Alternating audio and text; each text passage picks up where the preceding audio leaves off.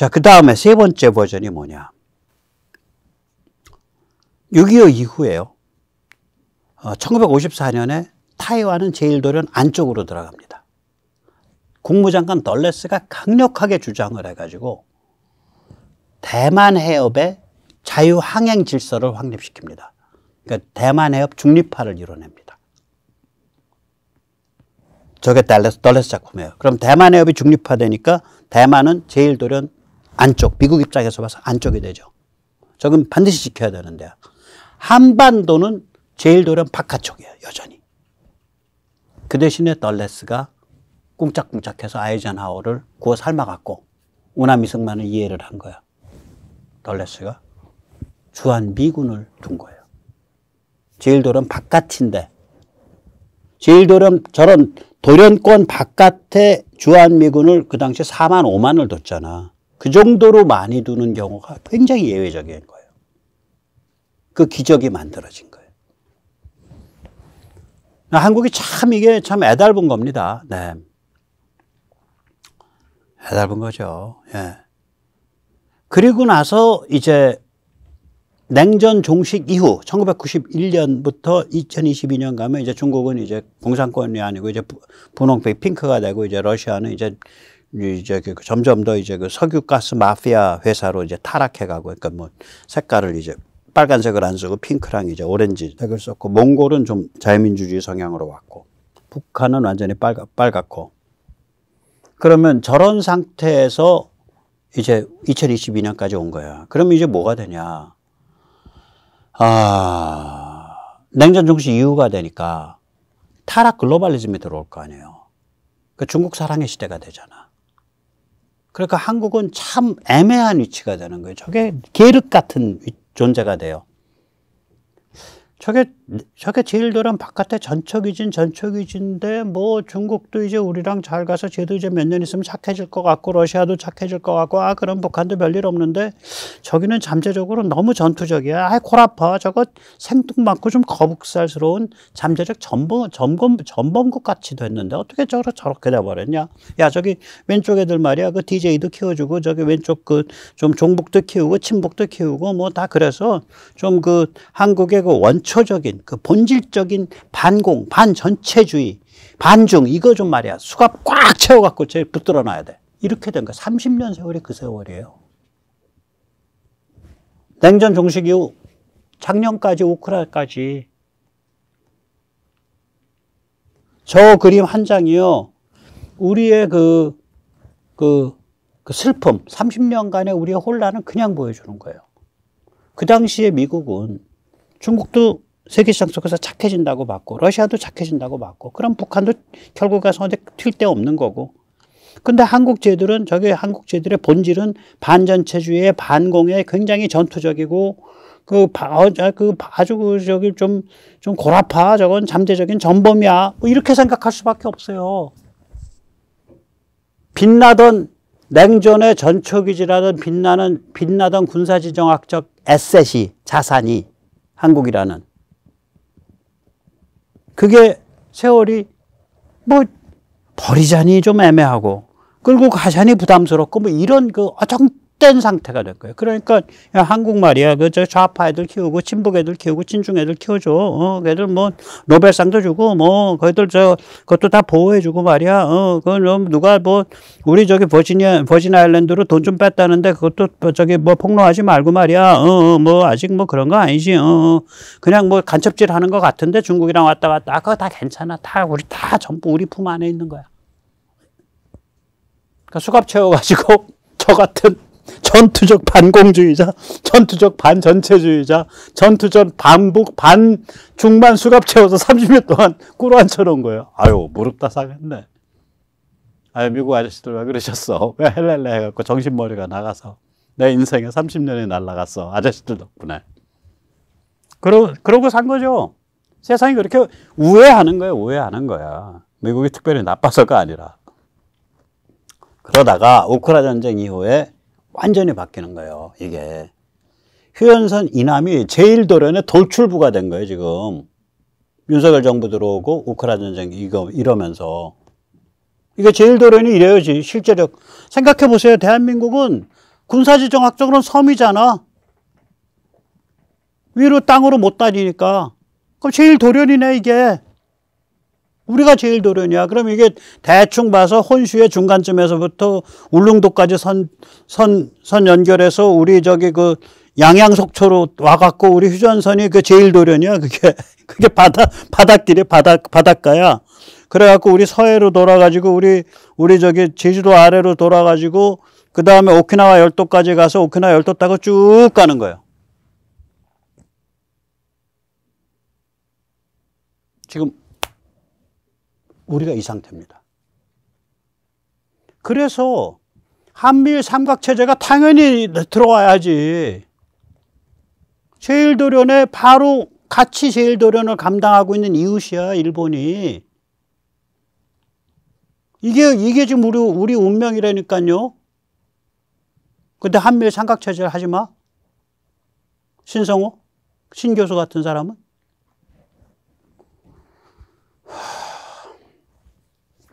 또 며칠 전에 어떤 언론사 보니까 동중국해에서 미일 해상훈련이 지금 진행되고 있는데 미국도 우리한테 참여하라고 압력을 넣고 있고 네, 우리도 참여할 것을 고민해 봐야 됩니다. 이런 소리 하는데 개소리예요. 미국이 그런 압력 넣을 리 없어요.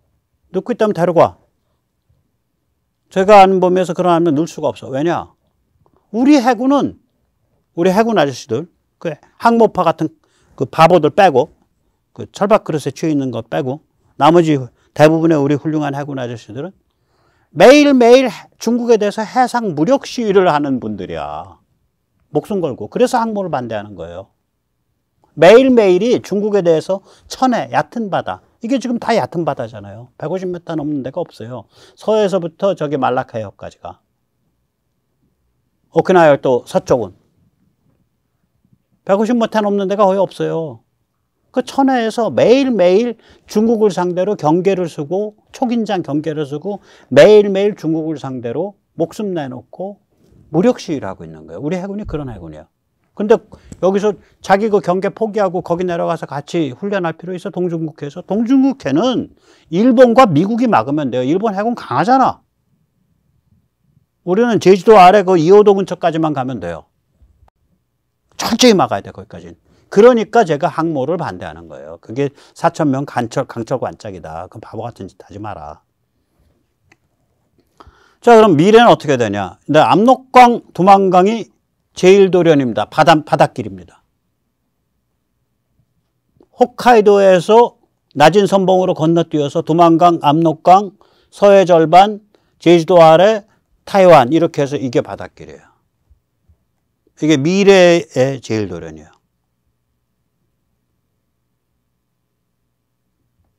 그래서 이러한 지정학적 관점을 가져야 돼요. 그럼 이걸 한눈에 두고 하면 딱 이렇게 되는 거죠. 1번은 얄타 때, 2번은 건국기 1945년에서 1945년, 1948년까지. 그때 이제 차이나가 왜 저기 노란색이냐, 노란색이냐. 차이나 그때는 국공 내전이니까 빨갛지 않으니까. 예, 3번이 이제 6.25 직전. 우리도 대만도 제일도련 박. 4번이 6.25 이후 냉전 종식까지. 그러니까 소련, 중공, 몽골, 북한 전부 다 빨갛고 대만은 제일도련 안에 들어와 있고 우린 제일도련 밖에 있고 그 대신에 우리한테는 미군이 4, 5만 명이 주둔했고 그 당시에. 그리고 이제 5번은 중간에 제가 냉전 종식에서 우크라 전쟁까지는 안 나타낸 거예요. 예, 그거는 뭐냐면 4번 그림에서 중국을 분홍색으로 바꾸고 그러면 중공에서 중국으로 바뀌었으니까 몽골이 민주화됐으니까 몽골을 파란색으로 바꾸고요. 소련이 러시아라는 국가 간판을 내걸은 석유가스 마피아 회사가 됐기 때문에 소련을 뭐 적당히 아무 색깔이나 뭐 예, 사기꾼 색깔로 바꾸고 그러면 됩니다. 네. 그러면 그게 이제 4번과 5번 사이에 있는 그림이고요. 5번은 뭐냐? 1922년 윤석열 정부 등장 우크라 전쟁 이후 상태예요. 우리가 제일도련이라고. 우리가 제일도련이에요. 여기 이하로 미국이 물러설 수가 없는 거예요. 스테이크가 너무 크게 걸려 있어, 대한민국에. 6번은 뭐냐? 언젠가 북한이 자유화되면 압록강, 두만강이 그 제1도련의 경계선이야. 자, 그러면 지금 중국 공산당이 왜 열받아 있는지 딱 나옵니다. 오른쪽 그림이 중국 공산당의 로망이에요. 오른쪽 그림이. 북한도 자기 것, 남한은 반식민지. 이건 이제 오른쪽 그림 보면 저게 뭐냐면 저기 빗금 쳐놓은 데는 저 아래쪽 내려가면 저거 자기들 내해라고 주장하는데요. 저기 중국 애들이요. 자기들 뭐라 그러더라. 섬이 한 2만 개라고 주장하고 자기들의 바다가 뭐 1000만 제곱킬로미터인가 뭐 그래요. 그러니까 서해 20-30배, 서해가 한 30-40만 제곱킬로미터 보거든요. 그러니까 엄청나게, 그러니까 쟤들은 뭐예요. 그러니까 섬이 한 10,000개쯤 된다고 주장하니까 지금 뭐 저기 보르네오니 뭐니 필리핀이니 다 자기 섬이라고 주장하는 거예요. 그러니까 이게 지금 쟤들은 거의 뭐 저기 일본 좀 빼주고서 거의 1차 방어선까지 A2AD 저게 반접근 지역 거부 거기까지를 자기 내해 비슷하게 생각을 해요. 쟤들 미치광이 같은 놈들은. 인민대 교수가 그런 얘기 한다니까. 시진핑의 브레인, 제 이름은 까먹었는데 지금 저 꿈을 향해서 달려가고 있는데 한국이 펄쩍 뛰어나와서 왼쪽 꿈으로 가게 생겼어. 그러니까 미치고 펄쩍 뛰는 거죠. 미치고 환장하는 거지. 그래서 발작을 하는 거예요. 그런데 그 발작하는 분위기가 되니까 싱하이밍이 딱 눈치 봐서 한 건 하겠다고 충성하고 일 저질렀다가 일을 잘못 저질른 겁니다. 자, 이런 것은 요즘 미국의 어떤 추세를 보면 아는데요. 7월에 나토 정상회의가 열리는데 아시아 쪽에서 한국, 일본, 호주, 뉴질랜드가 또 초청받아서 또 갑니다. 네. 지난번에 갔었죠. 작년에. 올해 또 가요. 네, 7월 11일 날 리투아니아 빌니우스에서 열립니다. 스톨텐베르그 사무총장은 앞서 토니 블링컨 미국 국무장관과 회동했습니다. 블링컨 장관은 다음 달 나토 정상회의의 주요 의제 중 하나로 아시아 태평양 지역 파트너 국가들과의 관계 강화를 강조했습니다. And we also look forward to strengthening even more our partnership with countries in the Indo-Pacific. But I think the Secretary General's meeting here today, but especially with the President, is an important opportunity to make sure that we have good alignment heading into Vilnius. 한국, 일본, 호주, 뉴질랜드 등 네 나라 정상들이 지난해에 이어 올해도 나토 정상회의에 참석하는 가운데 나토는 일본에 연락사무소를 설치하고 이들 4개국과의 파트너십을 새로운 틀로 격상할 것으로 알려졌습니다. 네, 이게 이제 이 한미일, 특히 미국을 중심으로 해서 지금 굉장히 큰 그림이 나오고 있어요. 그건 어디서도 또 드러나냐면, 네, 이 미국이 한국을 굉장히 굉장히 중추적으로 생각하고 있고 한미일 삼각 이 체제를 주춧돌로 생각하고 있다. 이런 얘기가 이제 톡톡 튀어나오고 나토에 대해서 큰 그림을 그리고 있다. 이런 얘기가 암시가 돼요. 백악관 국가안보회의 NSC의 커트 캠벨 인도태평양 조정관은 14일 전화 브리핑에서 바이든 행정부가 중국과의 경쟁을 관리하기 위해 동맹을 상상할 수 없었던 방식으로 강화했다고 밝혔습니다. 미한 동맹과 미일 동맹, 그리고 미한일 3국 협력을 강조하면서 특히 한국에 대해선 기술 협력 확대와 워싱턴 선언 발표를 사례로 들었습니다.